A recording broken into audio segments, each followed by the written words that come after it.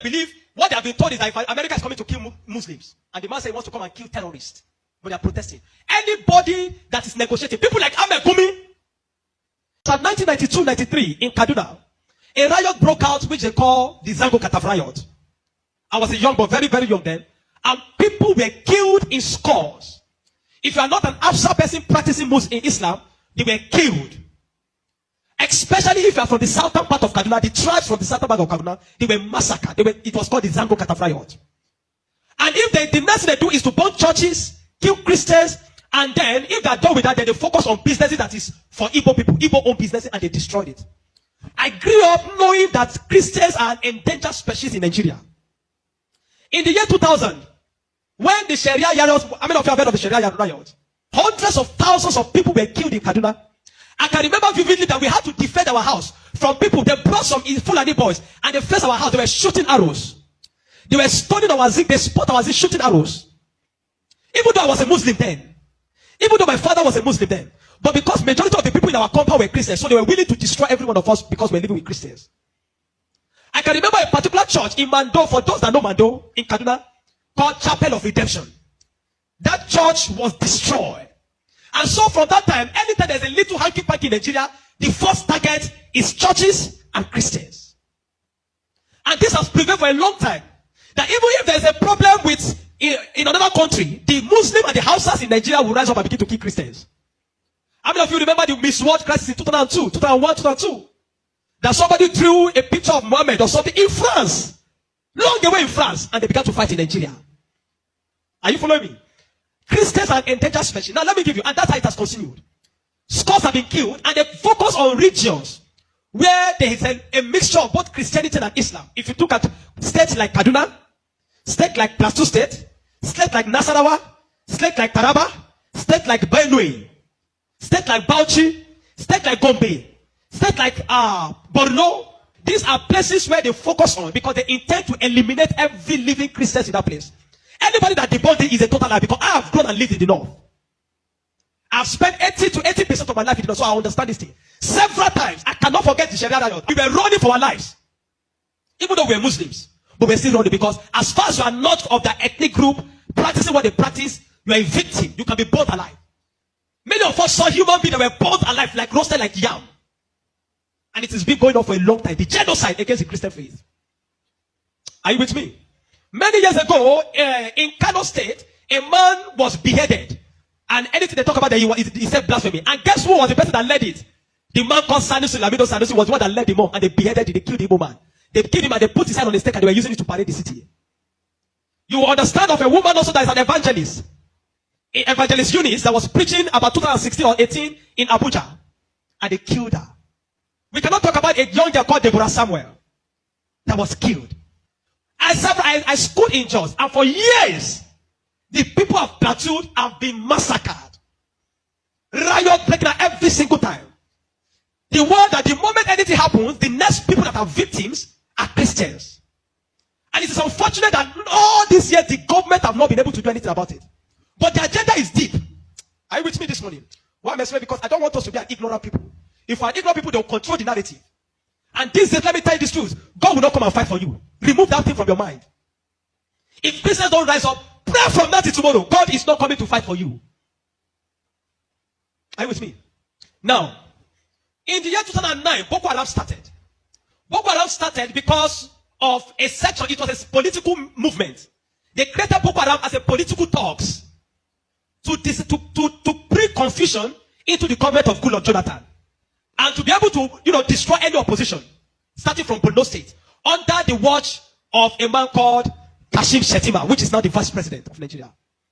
Kashim Shettima and the other man, Ali Mohammed Sharif. These were the people that started the business of Boko Haram as a political talks to be able to oppose their opponents. But after a time, the ideology grew and they began to destroy.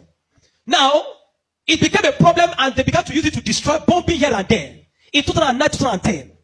As of 2010, a man led a meeting in Jos. Are you with me? He led a meeting that they were going to annihilate Christians within the locality of Plateau, Borno, Plateau, Bauchi, Kaduna, and Nasarawa. And he said they are going to perform jihad. They will bring jihad and they will go to kill them. If the Islamic leaders are not willing to lead them, He is ready to lead the movement. I have the minute of that meeting in my phone presently. Guess who is that person? Issa Pantami, that was the former Minister of Communication under Buhari's regime. And several times, these are people that are terrorist sympathizers. And that is why the Nigerian army has not been able to win the war against the terrorism. Because people have, the terrorists have infiltrated the Nigerian ranks, the army ranks, so they cannot win the war. That said, Osama bin Laden was a better Muslim than he is. He was sad when Osama bin Laden was killed. And he has said it several times that Boko Haram should not be killed. He said they are their Muslim brothers. How do you win a war against terrorism?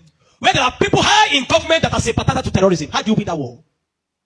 Now, there are 4 categories of insecurity or people that are causing insecurity. Number 1, you have Boko Haram.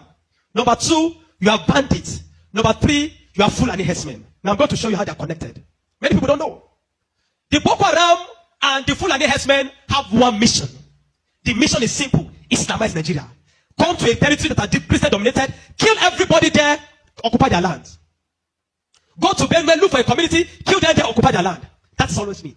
Boko Haram and the Fulani herdsmen. Have you noticed that Fulani herdsmen they don't kidnap, they kill? There's hardly a place you hear that Fulani herdsmen capture that they say these are Fulani herdsmen. No, when they go, they kill. How do they kill? They kill with guns. You must now ask yourself, how does a Fulani man get AK-47? Do you know the cost of one AK-47?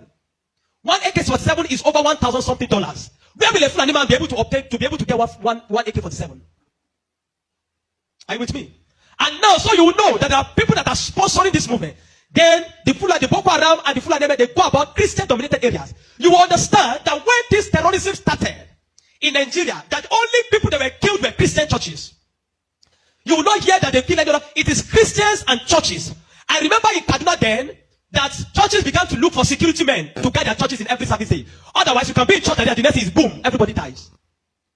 And churches that don't have money to hire soldiers began to use some of their members. I was a member of the security team in my church in Deeper Life in Kaduna in 2010. Because we don't stay in the church. Once I come to the church in the morning, we stay outside, moving around patrolling, because anybody can come and drop anything. So when Boko Haram started, the majority of Muslims, the Hausa Northern Muslims, they were happy. I know people that were celebrating it. If you see them crying today, I'll tell you why. At the initial beginning of this thing, they were happy celebrating the killings of Christians. They said they are purging Nigeria of army. It was majorly on Christians and Christian-dominated areas.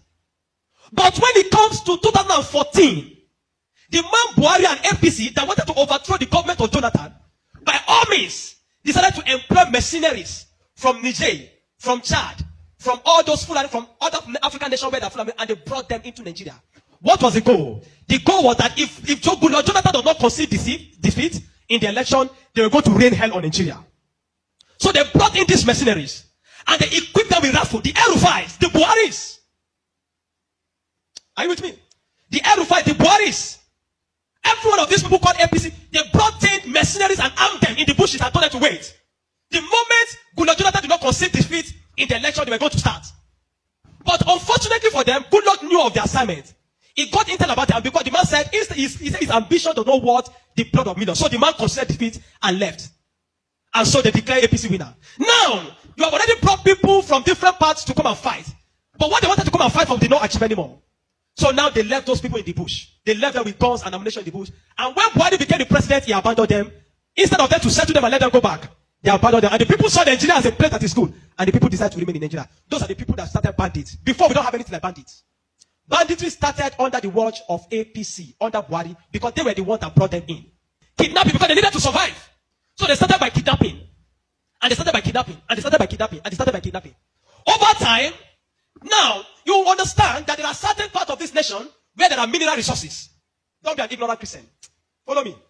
Don't be an ignorant Christian. Don't be in a nation where you don't have understanding of what is happening. Now, there are some parts of Nigeria where there are good resources. And this is have been illegally mined by elites, the military generals, the oligarchs, the people that are the leadership of the North. They were mining these resources, and the money does not go into the federal government account. So what they do is that they employ the services of this banditry to create two things. Number one, to create diversion. So when you go to Zamfara, that's why you hear that they say there is killing in Zamfara now. It's because of the Ilema gold mine. There is gold in Zamfara that they are mining. And so these bandits that are already in the bush, some people collaborate with them, partnered with them, and told them to keep creating confusion, create chaos. When you keep creating chaos, the Nigerian state and the people of Nigeria will not be able to focus on the illegal mining. They'll be concerned about the insecurity. So the insecurity is created as a means of diversion in the north. Are you following me? It is created as a means of diverting the attention of the military and the Nigerian populace from being able to focus on the illegal mining of resources. And any part of the north where there is resource, you find out that insecurity there. Recently, it has started in Kwara because there's a great amount of lithium in Kwara too that they have discovered and they're mining. So they partner with the Chinese because the people that does this illegal mining are the Chinese. They partner with the Chinese to be able to. So the bandits became the security men of Chinese and all those people to protect them. So that while they are mining, they can begin to cause chaos. Because while the people are mining and they are causing chaos, kidnapping, nobody will be able to focus on what the Chinese are doing and those people illegal mining. Every single day to this moment, I'm telling you, they are mining in those places. And they will take it to an airfield in the bush and fly it out of Nigeria. They are making billions of dollars from it every day while people are being killed. That is why you now hear that Muslims are saying that they are killing Muslims too. What you have, it is what Buhari created.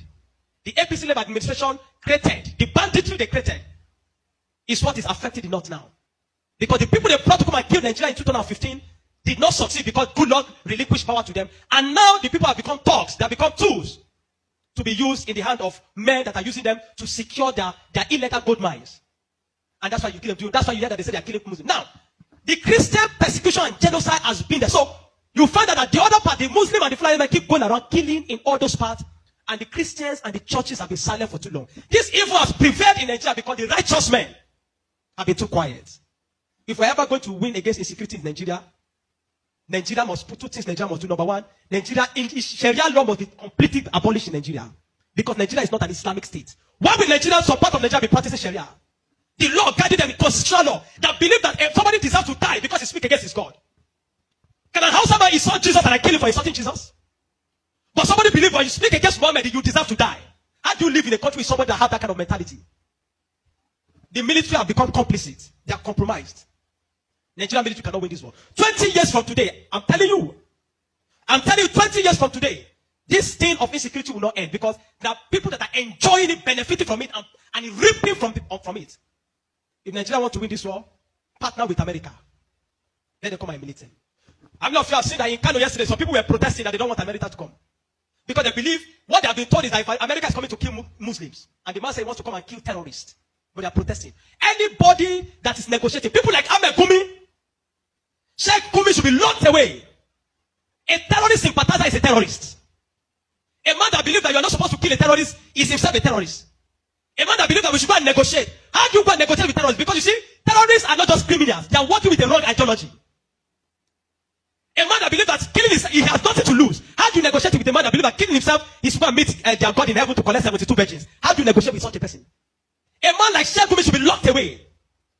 A man like Ali Muhammad Bushari should be arrested. You want to win against terrorism, you must go brutal. No nation win against terrorism by pampering them. The custom is taking rice, seizing rice from Nigeria and taking it to terrorists in the bush that they need to take care of them because they are human beings. No. The moment you have become a terrorist, that you see that taking the life of your fellow human being is nothing, is to please a God, then you don't deserve to live. Children of God, I'm not going to ask you to pray because this is not a period of prayer. This is a period of action.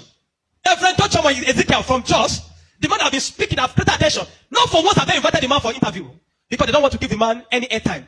But you see, any little thing they will call Gumi and give him microphone. Gumi, they are inviting Gumi up and down. The media is complicit. The Nigerian military are complicit. You can't win war with this Nigerian army, not because they don't have the capacity, but because they are compromised. Buhari created banditry. The people like Gumi and the rest of them, they are the people that facilitated the idea of Boko Haram. And today, some of them are your leaders in government. Some of them, most of them are moving free. Not one have been arrested. Kabiru Sokoto that bombed Nyanyan in 2011. When they rearrested him, guess where they caught him? In the house of Shetima in Abuja. What is he doing in the house of Shetima if Shetima doesn't know him? But today, Shetima is your vice president. How do you win a war where terrorists are ruling you? Where terrorist sympathizers are moving around? This is not a period to say we are praying. No! This is a period of wisdom. This is a period of action. Churches in the south have no idea. They sit in their cozy churches with employ them. They don't know what it means to be in the north. They don't know what it means to be running for your life. That every Sunday in the church there in Kaduna, when they say let us pray, everybody is praying with one eye open. Because you don't know God might go up at any time in the church. The Nigerian church must rise up. There's an agenda. And if you read the minutes of that meeting in 2010 led by Isa Patami, you will not believe it. I have a recording of his messages. Where's appealing? Where he said, why would they be killing their people? He said, why would they be killing his Muslim brothers? Referring to Boko Haram as their Muslim brothers. How do you win with such a people in government? And that guy was a minister under Buhari for 8 years. Do you know what I'm telling you this morning? You are in Nigeria. If you are not aware of what is happening around you, in a short time, one day your calamity will just come. You will not know how. Are you with me? The banditry that is destroying them in the north was created by the people Buhari brought for mercenaries to destroy Nigeria in 2015 in case he did not win. Unfortunately, he won, and those people were left without fight. And they began to use the weapons they have been provided for. These guys have sophisticated their weapon. They move logistic, move money in dollars. Where do you think they're getting it from? You think it's from the sale of cow? No. The Bible says, watch and pray. We have been praying. This is the time to do what? To watch.